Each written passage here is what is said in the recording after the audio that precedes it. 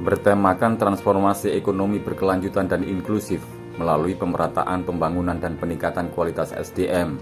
Pemerintah Kabupaten Mojokerto menggelar musyawarah rencana pembangunan atau Musrenbang di Pendapa Geraha Majatama Selasa 29 Maret 2022. Kegiatan Musrenbang ini dalam rangka menyusun rencana kerja pemerintah daerah atau RKPD tahun 2023. Musrenbang merupakan bagian penting sistem perencanaan pembangunan nasional yang bersinergi dengan pembangunan tingkat desa, kecamatan, kabupaten, dan provinsi. Hasil Musrenbang menjadi salah satu acuan untuk membidik arah kebijakan program pembangunan tahun 2023. Misalnya, Musrenbang tingkat desa dan kecamatan sebagai usulan prioritas harus segera dirumuskan untuk Kabupaten Mojokerto lebih maju, adil, dan makmur.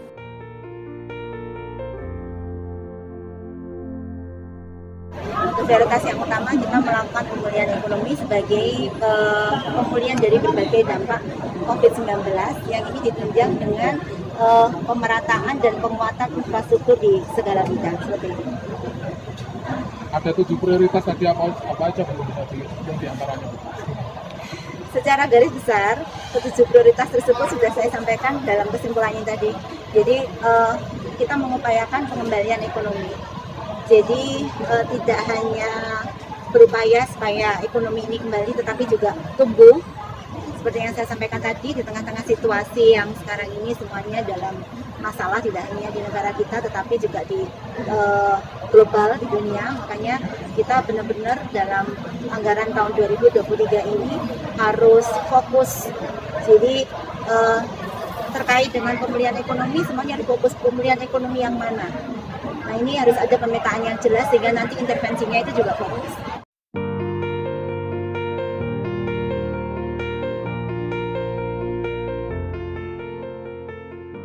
Bupati Mojokerto Ikvina Fahmawati menyebutkan ada 7 skala prioritas dari Pemkab Mojokerto yang sejalan dengan program Pemprov Jatim dan nasional.